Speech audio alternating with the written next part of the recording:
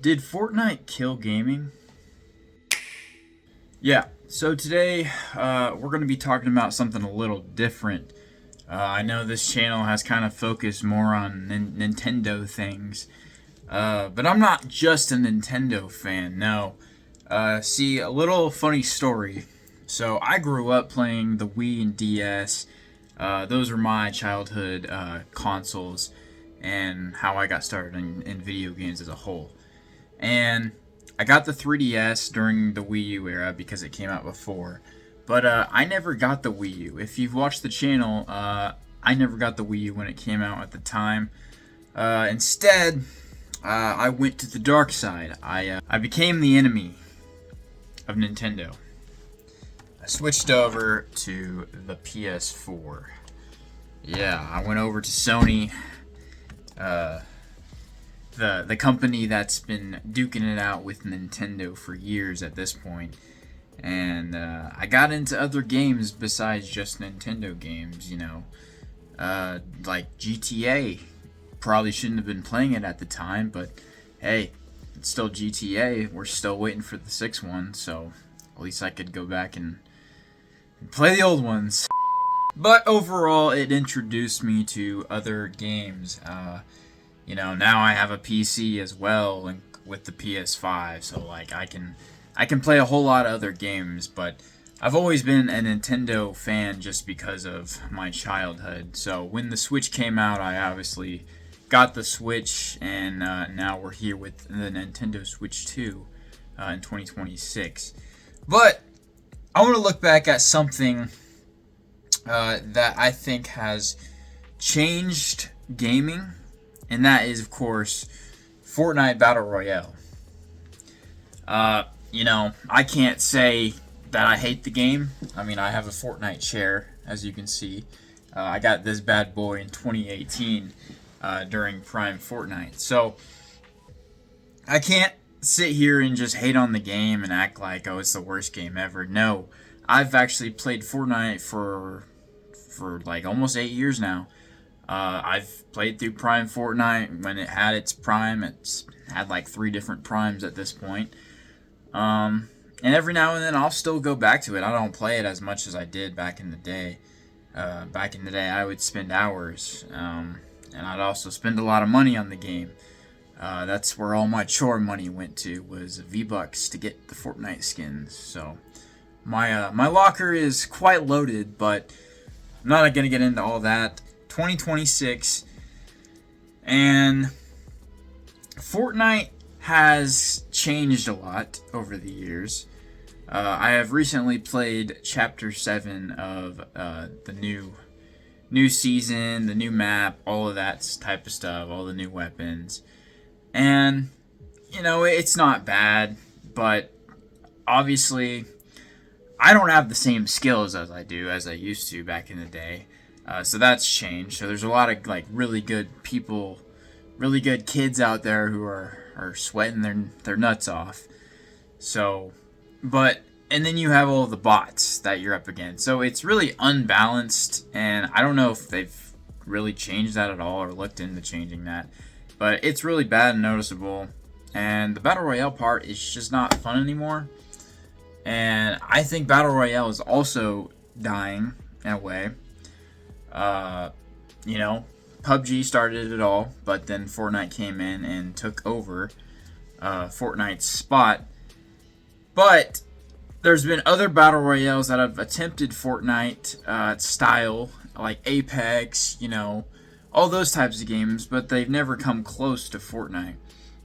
Now, here's a game that's still kind of number one, and it's been number one for quite a long time, which is Roblox. And Roblox is a game where you can create your own games, and there's several games to play online together with your friends.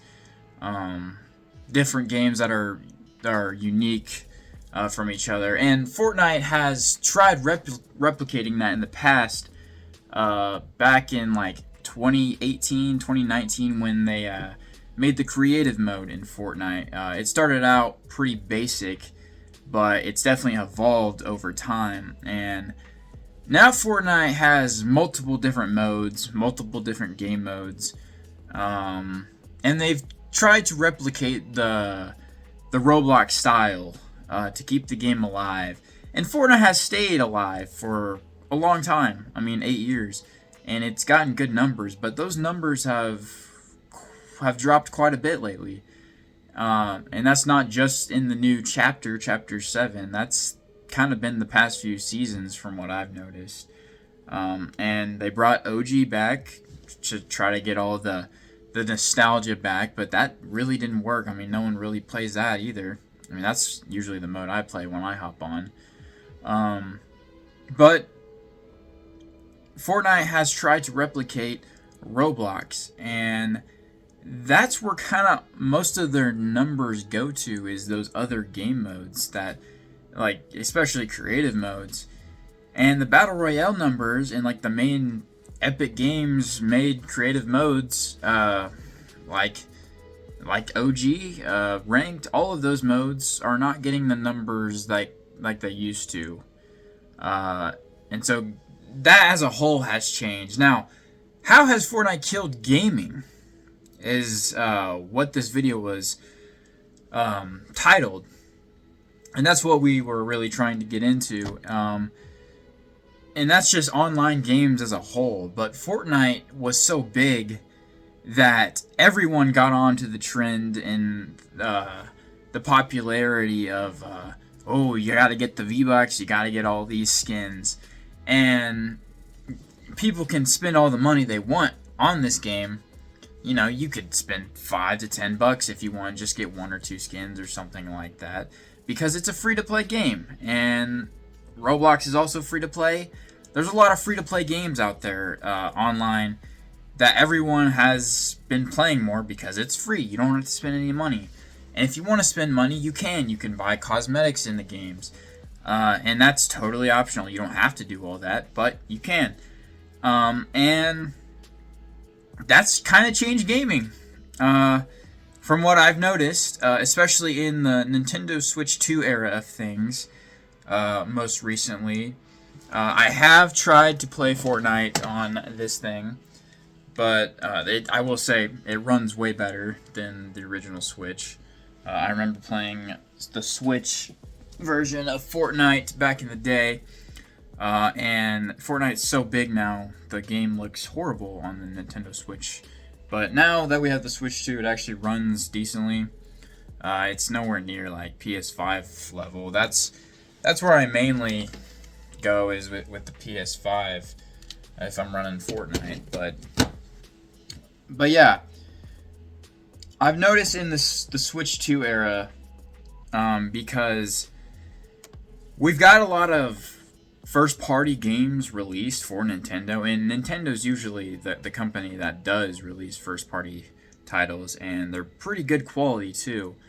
And they sold a lot of numbers in the Switch 1 era, especially the launch year. You know, you have games like Mario Kart 8 Deluxe, Breath of the Wild, Mario Odyssey, Super Smash Bros. Were selling millions of copies.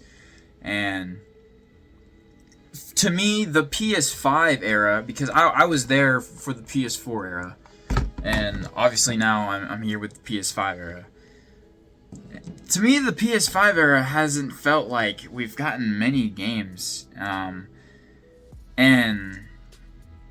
yeah, my PS5 collection is kind of lacking, but you know, I just feel like there really hasn't been much. I mean, I really only bought my PS5.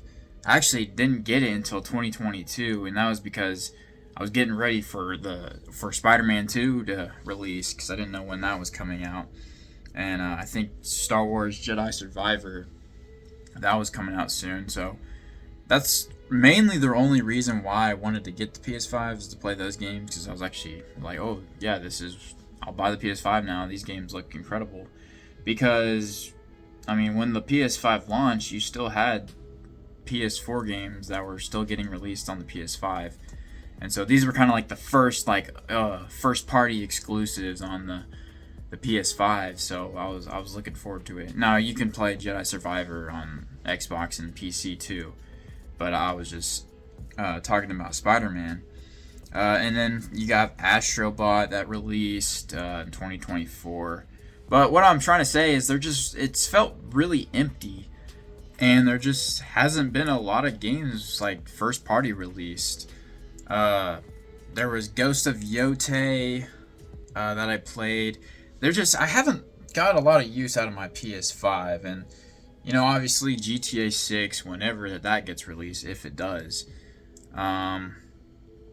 There's a few others that I can't think of on the top of my head, but what I'm trying to say is like based off of the Switch 2 and people not liking most of the first party releases and not really going out and buying them this year. Now, besides Mario Kart World and Donkey Kong Bonanza, because Mario Kart World was a pack-in bundle you could buy, so that obviously sold great.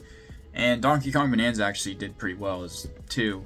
But the other ones, no one cares. And that also could be because Nintendo is a little greedy, and they're upping the prices a lot in these things.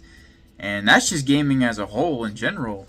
That's also another factor that plays into this. And now I'm not saying like the gaming market is gonna crash again like it did back in the 80s. Well, actually didn't. Nintendo actually is the one that saved it with the NES. But things are going down a little bit, like downhill. There's also things happening in the world that play an effect with the prices. So there's just a lot of the factors that play their part in this, on why I think gaming is starting to die, and Fortnite is the key to that. It's what started that, is what I'm trying to say. So yeah, that's really all I wanted to talk about today.